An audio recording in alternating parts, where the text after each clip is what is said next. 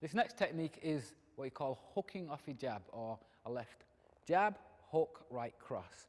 The major thing here is the hooking after the jab, which can be quite difficult.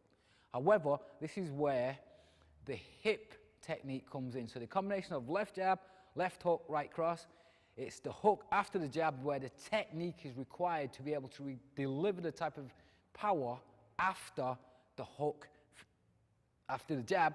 Once you've done your hook jab, to deliver the hook. It's actually what you do with your hip.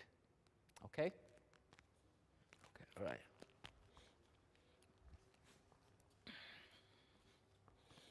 Okay, so what we're saying here is jab, left hook, right cross. Okay?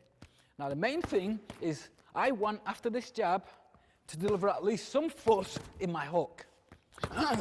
Now this is where, for a split second, what you don't see is the turn of my hip.